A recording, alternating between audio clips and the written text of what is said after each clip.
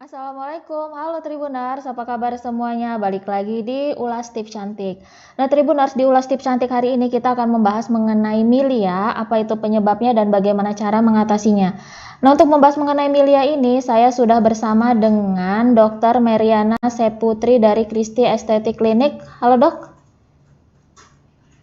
Tribuners, selamat siang Mbak Dini. Selamat siang dokter, lagi di mana dok? Lagi di Kristi nih hari ini, lagi praktek. Minta waktu sebentar ya dok ya. Boleh, boleh. Iya. Dok, hari ini dok kita mau bahas mengenai milia. Nah, milia itu sebenarnya itu apa itu dok? Milia itu sebenarnya kayak tumpukan keratin yang terjebak di bawah permukaan sel kulit. Keratin itu tuh salah satu protein yang biasanya ada di kulit, ada di rambut, ada di kuku. Jadi memang dia sebenarnya diproduksi secara alami oleh tubuh kita. Nah, biasanya dia akan mengelupas dengan sendirinya, tetapi pada kasus milia, keratinnya itu terjebak di bawah permukaan kulit. Jadi dia muncullah tuh kayak benjolan-benjolan kecil-kecil. Warnanya biasanya putih sama kuning. Itu dia terjebak keratin. Nah, gimana ceritanya dok biar bisa kejebak itu keratinnya? Nah itu dia, kalau misalnya penyebabnya, kemudian kayak patofisiologinya, perjalanan segala macamnya itu belum diketahui secara pasti. Tetapi memang ada beberapa hal yang diduga bisa jadi penyebabnya. Milia ini sebenarnya kan kasus paling sering itu terjadi pada anak-anak bayi ya, bayi-bayi yang baru lahir. Nah kalau pada bayi baru lahir itu biasanya terjadi milia karena memang saluran pori-porinya dia masih kecil banget tuh, masih belum membesar gitu kan. Jadi memang biasanya mungkin aja akan terjebak keratinnya itu di dalam pori-porinya dia. Seiring dengan dia bertambah usia, biasanya pori-porinya akan membesar, nah keratinnya akan lepas sendiri. Makanya biasanya kasus-kasus milia pada bayi nggak lama pasti dia akan hilang dengan sendirinya, nggak perlu dia apa-apain gitu kan. Sedangkan kalau misalnya pada orang dewasa atau anak-anak yang lebih gede, penyebab milianya itu sendiri sebenarnya masih tanda tanya. Faktor-faktor yang bisa menjadi penyebabnya itu misalnya kayak ada luka di kulit gitu loh. Jadi ada perlukaan di kulit yang menyebabkan si keratinnya jadi terjebak di dalam kulit. Atau kalau nggak karena pemakaian kosmetik-kosmetik tertentu gitu. Jadi memang pada orang-orang dewasa dan yang punya bakat milia, sebaiknya pemakaian kosmetik itu harus hati-hati. Iya. Nah, dok, itu kan katanya pemakaian kosmetik tertentu, itu kosmetiknya apakah yang mengandung ada pengandung bahan tertentu gitu apa gimana? Iya, biasanya iya gitu. Contohnya salah satunya misalnya pemakaian steroid jangka panjang, pemakaian krim-krim atau kalau nggak obat-obat kulit yang mengandung steroid untuk jangka panjang dan dosis tinggi. Nah itu biasanya bisa menjadi pemicu munculnya milia. Kemudian krim-krim yang kandungan minyaknya terlalu tinggi, contohnya bisa ada kandungan minyak petroleum atau kalau nggak minyak lanolin. Nah itu juga bisa jadi penyebab timbulnya milia gitu. Tapi tidak semua ya, tidak berarti semua orang yang pakai itu kemudian akan timbul milia, itu enggak gitu loh. Karena enggak semua kulit itu milia prone gitu loh. Jadi enggak semua kulit itu bisa muncul milia gitu. Makanya saya bilang tadi perjalanan penyakitnya gimana sampai bisa tiba-tiba muncul milia itu memang masih tanda tanya. Masih tanda tanya dok ya. Kalau kosmetik yang nggak cocok sama kita gitu dok, salah pemakaian gitu. Jadi kayak gitu dok ya. Kalau misalnya kosmetik nggak cocok sih rata-rata timbul gejalanya sih bukan milia ya, tapi lebih ke arah jerawat atau kalau enggak iritasi. Gitu. Nah dok, tadi kan dokter kan sempat nyinggung milia karena bisa muncul di bayi ya dok ya. Nah dulu kata orang dulu gitu, itu kalau bayi lagi nyusu itu kena air susunya bisa jadi milia. Pernah dengar nggak dok? Pernah tahu. Mitos apa fakta itu dok? Sebenarnya enggak gitu loh. Karena memang milia pada bayi itu ya memang mungkin aja muncul gitu loh. Bahkan pada beberapa kasus seringnya milia pada bayi itu muncul dari sejak dia dilahirkan gitu. Jadi dari sejak brojol dari perut mamanya ya udah ada milia gitu loh. Kan nggak mungkin dong dari dalam perut udah nyusu kan. Jadi memang enggak kok gitu loh. Iya, soalnya orang dulu banyak yang bilang kalau nyusuin bayi jangan ketiduran gitu. Nanti kalau air susunya kena bisa ada putih-putih, bisa ada milia gitu. Oh, ternyata tuh mitos ya, Dok. Mitos, tapi sebenarnya ada bagusnya juga sih mitos itu karena Heeh. kalau misalnya kita nyusuin bayi pas lagi tiduran gitu ya, kalau yang posisinya menyusui langsung kasih ASI gitu kan, Mm-mm. ya itu ada kemungkinan kita saking lelapnya tidur terus nggak sengaja kita nimpa anak kita sendiri gitu kan, atau misalnya yang dari botol gitu kan, ada kemungkinan takutnya anaknya keselak gitu loh. Jadi memang sebenarnya ada bagusnya juga sih gitu. Jadi kan mau nggak mau kita jadi lebih waspada kan. Iya gitu. Jadi kadang mitos tuh harus diambil dari sisi positifnya juga, Dok ya. Ya, betul. Heeh. Iya. Nah, kalau yang bayi tadi itu, Dok, selain dia dari lahir, mungkin nggak sih, Dok, kalau dia setelah lahir itu dia baru muncul milianya? Bisa, tapi biasanya jaraknya nggak terlalu lama gitu. Jadi maksudnya selang dari beberapa hari dia lahir dia itu akan muncul gitu. Karena memang bintik-bintik pada muka bayi itu banyak sekali diagnosanya. Salah satunya bisa aja muncul jerawat pada bayi gitu. Tapi kalau jerawat pada bayi biasanya gejalanya nggak cuma bintik-bintik, tapi seperti selayaknya jerawat pasti akan ada kemerahan, akan ada peradangan gitu ya. Mm-mm. Dan itu pun munculnya biasanya ketika usia bayinya udah usianya minimal tuh 2 minggu, 2 sampai 4 minggu setelah usianya dia. Nah itu biasanya baru akan ada kemungkinan muncul jerawat bayi. Jadi memang diagnosa bayinya agak-agak banyak sih, gitu. Cuman memang yang paling sering ya milia itu. Mm-mm. Iya. Nah, milia tuh biasanya muncul di apa, Dok? Apa hanya di bawah mata sini aja atau mungkin bisa di area wajah lain? Bisa di area wajah lain gitu ya, tapi memang yang paling sering ya daerah sekitar mata, kelopak mata atas, kelopak mata bawah, kemudian daerah sekitar alis ini, kemudian daerah sekitar hidung gitu loh. Tapi selain di daerah muka pun dia mungkin aja dia muncul di bagian badan atau bahkan di alat kelamin, maaf ya gitu loh. Jadi memang mungkin muncul di tempat-tempat lain. Mm-mm. Iya. Nah, iya, Dok. Nah, itu milia itu apakah selalu berwarna putih dan kuning? Biasanya iya, kalau memang benar-benar dia milia pasti warnanya putih kalau nggak kuning. Tapi Mm-mm. kalau dia sudah warnanya kemerahan, biasanya pasti ada peradangan gitu. Mm-mm. Iya, nah soalnya saya juga pernah lihat, Dok, ada seorang gitu dia yang punya milia, tapi milianya itu kayak merah, makanya dia sempat ngira itu katanya apa ini jerawat ya gitu ya, dia ngomong kayak gitu. Tapi jerawat tuh nggak sembuh-sembuh kata dia kan. Heeh. Gitu. Jadi memang milia itu kan sebenarnya nggak sakit ya, nggak nyeri, nggak gatel gitu Mm-mm. kan. Jadi ciri-cirinya milia selain dia berwarna putih, ukurannya kecil, bergerombol, dia juga nggak ada nyeri, nggak ada gatel gitu. Tapi mungkin aja karena gesekan, jadi misalnya yang milianya di badan gitu kan, jadi kegesek-gesek baju atau bahan baju yang kurang bagus, jadinya milianya iritasi, jadi warnanya kemerahan, itu mungkin aja gitu kan. Atau kadang ya mungkin miniannya di daerah wajah sini, tapi karena kita usil, tangannya iseng mau mencet-mencet sendiri, akhirnya jadi meradang, jadi warnanya berubah jadi merah. Jadi itu jadinya dua penyakit sih hitungannya. Mana cari penyakit sendiri ya, Dok ya. Iya betul. Heeh. Nah, Dok, milia sama beruntusan itu kan mirip ya, Dok ya, bentuknya. Apa bedanya, Dok, antara milia sama beruntusan? Hmm, Yang kalau bentuknya beruntusan, bergelombol iya, kecil iya gitu. iya. Tapi kalau beruntusan biasanya kan ada gatel ya. Karena biasanya penyebab beruntusan kan karena dia alergi sama sesuatu tuh. Jadi biasanya dia pasti ada rasa gatelnya. Kalau milia itu benar-benar nggak ada rasanya sama sekali. Jadi nggak gatel, nggak nyeri, nggak berasa apa-apa lah ya. Cuman mengganggu secara kosmetik aja gitu. Mm-mm. Tapi kalau beruntusan biasanya dia ada rasa gatel. Misalnya beruntusan karena biang keringat gitu kan. Mm. Karena pemakaian baju yang nggak terlalu menyerap keringat gitu. Jadi biasanya pada anak-anak tuh sering banget kan jadi timbul beruntusan di badannya dia. Nah itu kan biasanya anak-anaknya pasti akan ngerasa gatel gitu. Nah Mm-mm. tapi kalau media biasanya nggak ada rasa gatel ya. Mm-mm. Nah, Dok, terus ada yang bilang gini juga, Dok, katanya milia itu tuh bisa tambah banyak terus. Ya, nambah usia, Iya, semakin nambah usia nambah banyak. Bener nggak, Dok? iya bisa jadi gitu Heeh. karena memang ya tadi aku bilang gitu ada sumbatan tuh sumbatan ada keratin yang terjebak di bawah permukaan kulit gitu kan. Mm-mm. Seiring dengan bertambahnya usia biasanya kan pori-pori kita segala macam juga kan mengalami penyusutan tuh. Jadi ya pasti bisa jadi akan ada semakin banyak yang tersumbat. Mm-mm.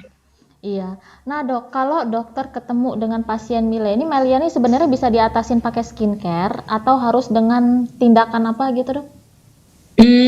Sebenarnya sih pemakaian skincare bisa-bisa aja ya. Contohnya adalah dengan skincare yang ada kandungannya retinoid gitu kan.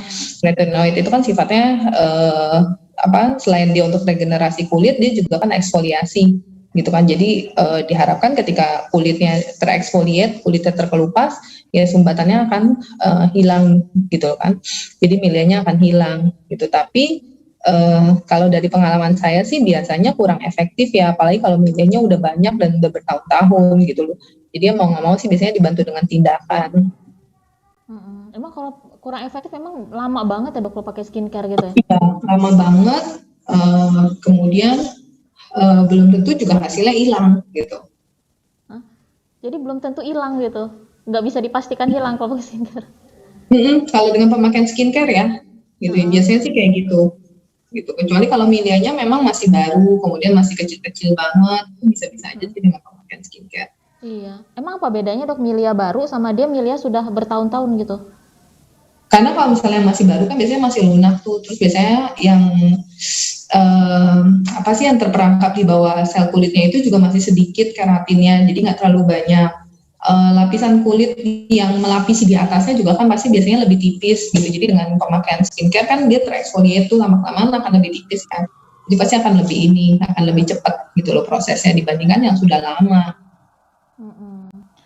Memang kalau selain skincare itu bisa apa lagi dok nanganinnya?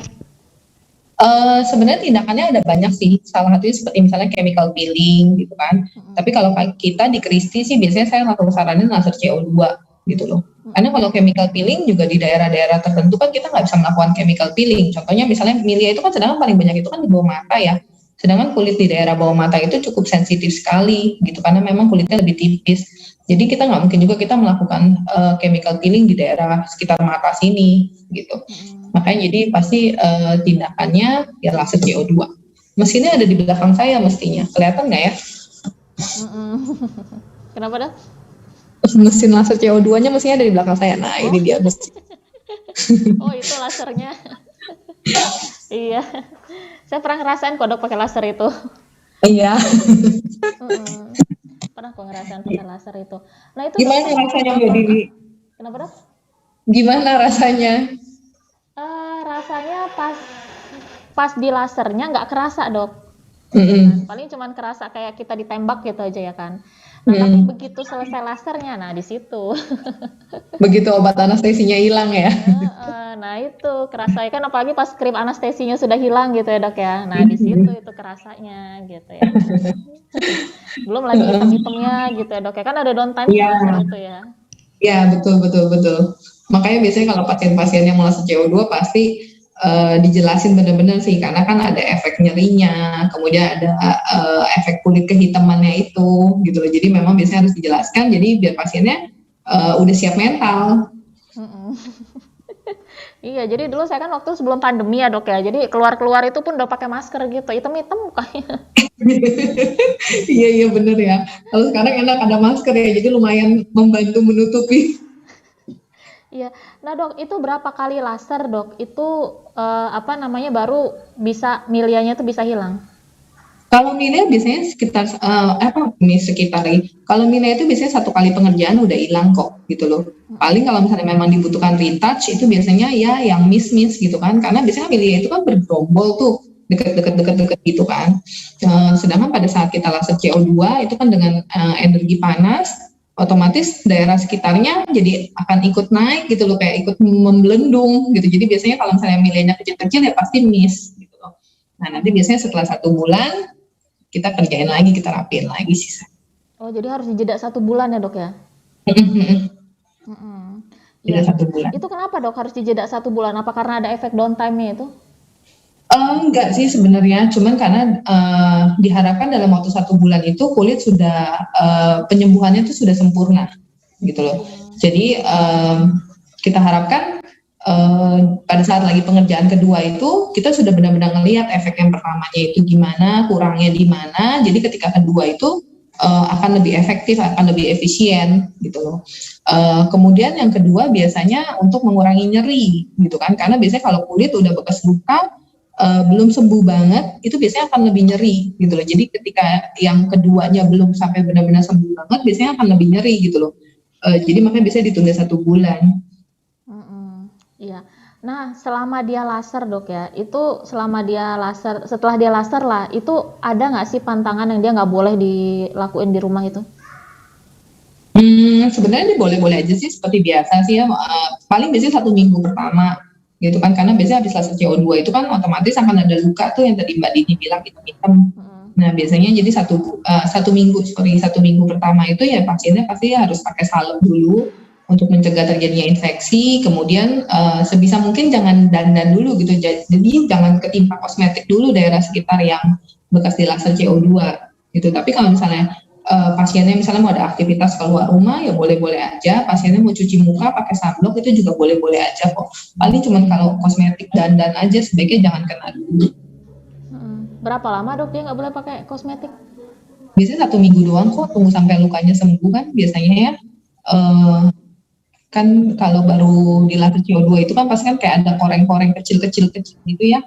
Nah tunggu sampai si korengnya sembuh dulu, nah baru deh mau di bekas hitam-hitamnya itu mau ditutupin pakai concealer atau pakai foundation ya boleh-boleh aja. Oh kalau dia nekat pakai skincare, nekat pakai kosmetik bisa nambah ini dok ya, nambah iritasi ya? Iya takutnya iritasi gitu kan, bukan cuma iritasi sih, bisa juga jadinya infeksi gitu kan. Namanya luka, lagi luka terbuka seperti itu, kemudian ketumpuk-tumpuk skincare, kita nggak tahu kan ya ada bakteri yang menyusup atau enggak gitu. Jadi takutnya malah jadi infeksi. Iya. Nah dok, selain laser dok, dokter ngasih skincare apa nggak gitu dok yang untuk bisa membantu mempercepat penyembuhan itu dok Milianya? Biasanya sih kalau misalnya daerah-daerah kulit yang lain bisa-bisa aja sih ada dikasih krim gitu kan.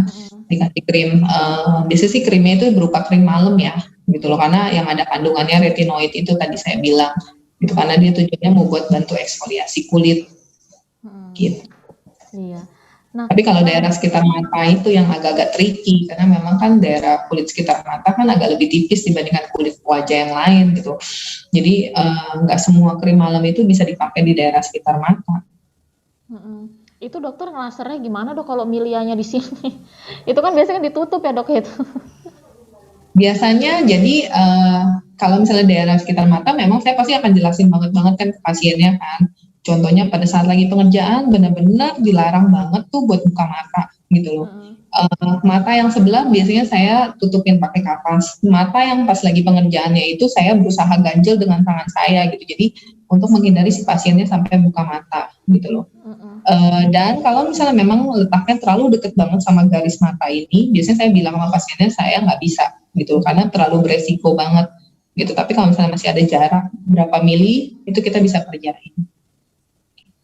Iya. Yang penting pasiennya pasti harus dibilangin benar-benar sih, nggak boleh buka mata aja semama lagi. Iya, kena mata kan urusan ya dok ya. Iya benar. Bukan cuma pasiennya yang nangis, dokternya juga nangis kayaknya. Iya dok. Nah itu ya dok ya. Itu kan kalau itu kan cara ngatasinnya buat yang dia untuk milih yang dia orang dewasa. Nah kalau bayi gimana dok? Kalau milih pada bayi nggak usah diapa-apain gitu loh. Kalau ada beberapa dokter anak memang yang memberikan saran boleh-boleh aja. Jadi pada saat mandi, kalau bayi itu kan mandi biasanya pakai washcloth ya. Jadi ada anduk kecilnya gitu kan. Nah pada saat mandi sambil agak digosok-gosok perlahan-lahan ke daerah yang memang ada milianya itu gitu loh. Tapi sebenarnya nggak usah diapa-apain pun biasanya milia pada bayi itu akan hilang dengan sendirinya. Itu pas washcloth begini-gini itu dia perlu dikasih apa nggak dok pas dia gini-gini, apa krim apa gitu? Pas lagi mandi kan memang biasanya washclothnya basah tuh. Jadi washclothnya basah, kemudian kulitnya juga kan kulit si bayinya juga dalam keadaan lembab kan, basah-basah gitu ya. Jadi sambil digosok perlahan-lahan aja, nggak usah dikasih apa-apa. Jadi tujuannya digosok-gosok itu mirip-mirip kayak kalau kita scrubbing gitu loh. Jadi sambil agak digosok-gosok kita berharap kulitnya tereksfoliat. Jadi keratin yang terjebak di dalam kulit itu jadinya akan keluar gitu. Tapi sebenarnya nggak usah diapa-apain sih, hilang sendiri kok. Cuma memang biasanya kalau mama mah gemes ya. Mm-mm. Iya, memang kalau digosok-gosok kayak gitu nanti lama-lama dia bisa hilang sendiri gitu dok ya? Iya, gitu. Tapi walaupun sebenarnya nggak usah digosok-gosok pun akan hilang, gitu loh. Cuman memang biasanya ada beberapa dokter spesialis anak yang memberikan saran seperti itu, gitu loh. Karena memang ya banyak faktor kali ya. Salah satunya yang kepikiran sama saya ya mungkin memberikan comfort ke ibunya, gitu kan. Dibandingkan disuruh udah bu diemin aja, gitu kan. Biasanya kalau disuruh diemin aja, biasanya kalau mama kan akan lebih gemes, gitu kan. Masa didiemin aja sih dok, anak gua mukanya kayak gini, gitu kan. Jadi kan kalau diberikan saran seperti itu biasanya akan lebih merasa lebih puas gitu loh. Mm-mm. Itu memang kalau didiemin nanti dia semakin dewasa itu bisa hilang sendiri gitu milianya. Hilang sendiri, nggak usah nunggu sampai dewasa sih, biasanya hitungan beberapa bulan akan hilang dengan sendirinya. Mm-mm. Iya no dok, balik lagi ke milia yang dewasa dok. Setelah di laser itu kan milia tuh dia bener-bener bisa bersih ya dok ya? Bisa hilang total. Iya, Ini, tapi bukan berarti tidak akan muncul lagi ya. apa? Nggak akan ubah? Bukan berarti tidak akan muncul lagi. Jadi ada kemungkinan memang saat ini dia milia, kemudian di laser hilang nih. Terus bukan berarti nanti nggak muncul-muncul lagi gitu. Jadi bisa aja dia nanti muncul lagi di tempat yang sama, mungkin aja, atau mungkin juga di tempat yang berbeda. Kok bisa dok itu muncul lagi? Iya, karena kan memang yang tadi saya bilang patofisiologinya belum jelas banget tuh. Jadi memang biasanya kita bilang ke pasiennya, oh kulit kamu itu milia prone gitu loh. Jadi memang kulit kamu itu punya kecenderungan untuk terjadi milia. Gitu. Ya gimana ceritanya supaya jangan sampai milia? Kita juga agak-agak bingung gitu ya, karena memang perjalanan penyakitnya sendiri belum diketahui secara pasti. Jadi paling biasanya kita kasih saran ke pasien hati-hati dalam memilih kosmetik, hati-hati ketika memakai skincare gitu loh. Iya, selain hati-hati menggunakan kosmetik, memilih skincare, ada lagi nggak dok yang biar kita nggak kena milia? Pemakaian sunblock gitu, karena salah satu kemungkinan milia timbul juga karena kan yang tadi saya bilang karena ada perlukaan di kulit, sunburn salah satunya gitu. Jadi ketika kulit kita sunburn, kulit kita terbakar matahari, itu juga ada kemungkinan bisa merangsang si keratinnya untuk terjebak lagi di dalam kulit gitu loh. Jadi sunblock membantu. Sunblock. Dan hati-hati pilih skincare ya dok ya, jangan beli skincare di sembarang tempat ya dok. Iya betul. Iya, kan sekarang kan orang yang jualan skincare kan banyak banget ya dok ya. Iya betul, banyak banget. Banyak banget ya kayaknya ya. Iya, banyak banget gitu ya di online iya, ya di toko-toko iya gitu. Di lapak-lapak yang pinggir jalan juga bisa banyak banget loh, Dok. Ya, benar. Iya, banyak banget. Saya juga agak-agak amazed sih, agak-agak terkagum-kagum. Kok bisa ada yang beli? Iya, Dok. Oke, dokter, sebelum saya tutup ada yang mau dokter sampaikan, Dok? Nggak ada. Paling ya selalu pesan saya mah pasti selalu pakai sunblock. Jangan lupa sunblock. Karena ujung-ujungnya milih aja butuh sunblock kan. Nah, sunblock itu minimal SPF berapa, Dok? Soalnya ada yang bilang katanya SPF minimal 30, ada yang bilang katanya harus 50 karena Indonesia ini panas banget. Sebenarnya tergantung sih Mbak Dini gitu loh. Maksudnya gini, karena SPF itu sebenarnya hanya menentukan berapa lama kita butuh mengulang pemakaian sunblock gitu.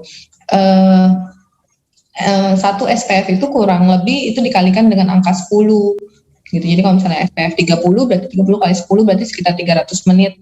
Berarti kita butuh mengulang pemakaian sunblock itu 5 jam kemudian gitu kan. Tapi memang ada banyak faktor-faktor lainnya. Contohnya misalnya keringat. Ketika kita keringetan ya jangan tunggu sampai 5 jam gitu. Sebelum 5 jam pun udah kita aplikasikan. Kemudian faktor lainnya aktivitas kita. Misalnya kita aktivitasnya lagi berenang, ya ketika kita selesai berenang ya kita aplikasi ulang lagi pemakaian sunblock. Itu cuman memang kalau untuk kisaran daerah Indonesia yang kita berada di garis khatulistiwa ini memang sebaiknya sih di SPF 30 deh gitu loh. Oh ya dok, tadi saya ada yang lupa nanya, kalau milia pada bayi itu bisa dicegah nggak sih dok? Bisa diapain? Bisa dicegah nggak kalau milia pada bayi itu dok? Enggak bisa. Karena kita juga nggak tahu. Karena memang pada beberapa seringnya bayinya itu begitu lahir begitu beronjol, sering ngeliat nggak sih, maksudnya bayinya itu masih baru lahir paling kisaran berapa jam kemudian kita udah lihat banyak bintik-bintik kuning gitu loh di daerah pipinya. gitu kan. Ya gimana mau cara cegahnya, suruh ibunya gitu dari lahir dari dalam perut ibunya nggak bisa, biasanya memang nggak bisa, tapi nggak usah diapa-apain kok, nanti hilang sendiri. Atau mungkin dari asupan ibunya gitu, enggak ya? Enggak, karena memang kembali lagi ujung-ujungnya patofisiologinya kita belum tahu pasti gitu loh. Jadi kita nggak bisa bilang ibu jangan makan yang terlalu berlemak ya gitu, nggak juga gitu. Iya. Oke Dokter Mary, makasih banyak ya dokter atas waktunya lagi. Sama. Jangan bosan-bosan ya Tribuners dan Mbak Dini. Jangan bosan ya dok ya. Iya, makasih Oke. banyak Dokter Mary. Sampai ketemu lagi. Nanti kapan-kapan saya main ke klinik lah dok. Oke, sip. Ya. Pasti dokter. Sama-sama Mbak Dini. Oke Tribuners, tadi obrolan kita bareng Dokter Mary. Sampai jumpa lagi. Assalamualaikum.